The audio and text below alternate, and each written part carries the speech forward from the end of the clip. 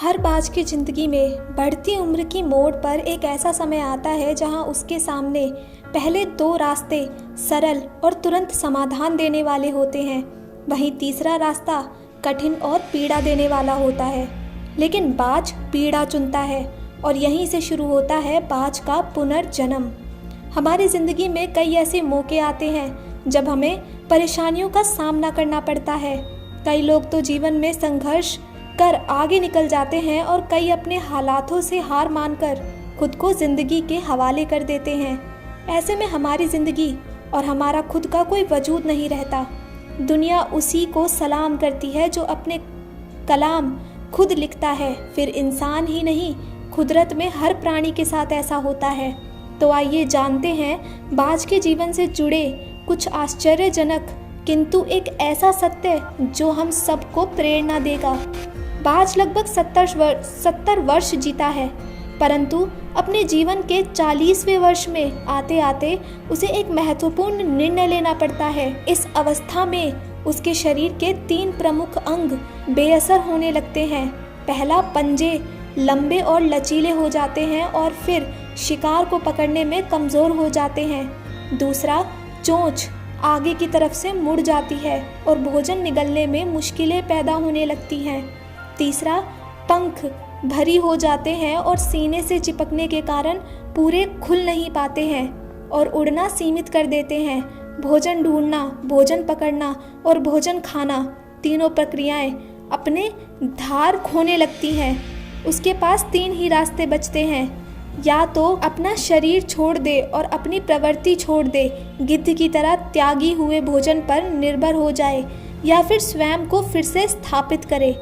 आकाश के साफ तौर से जाहिर बादशाह के रूप में जहां पहले 2 रास्ते सरल और परंतु समाधान देने वाले हैं, वहीं तीसरा अत्यंत पीड़ादायक और लंबा। बाज पीड़ा चुनता है और स्वयं को फिर से स्थापित करता है। वह किसी ऊंचे पहाड़ पर जाता है, एकांत में अपना घोंसला बनाता है और तब शुरू करता है पूरी प्रक्रिया। सबसे पहले वह अपनी चोंच चट्टान पर मार मार कर तोड़ देता है।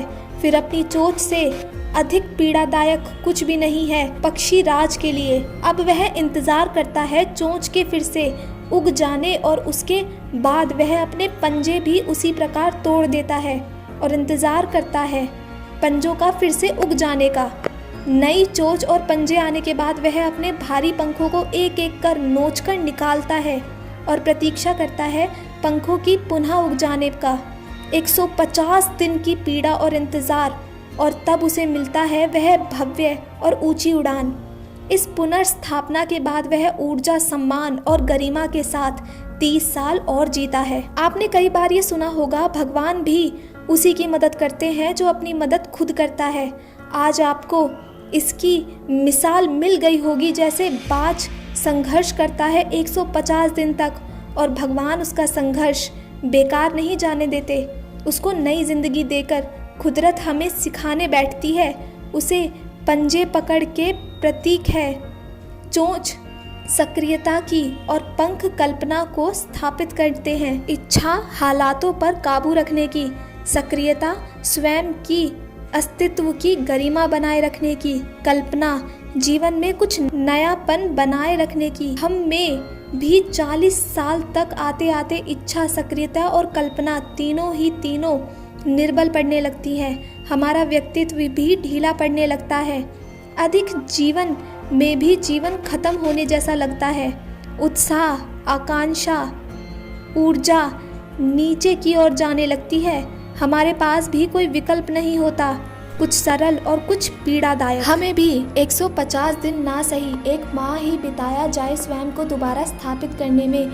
जो शरीर और मन से चिपका हुआ है उसे तोड़ने और नोचने में पीड़ा तो होगी ही।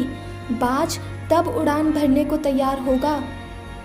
इस बार उड़ान और ऊंची होगी, अनुभवी होगी और अनंत की ओर जाएगी। जीत तक जंग जारी रहेगी। अगर आपको ये वीडियो पसंद आए तो चैनल को सब्सक्राइब, वीडियो को लाइक और शेयर ज़रूर कीजिएगा।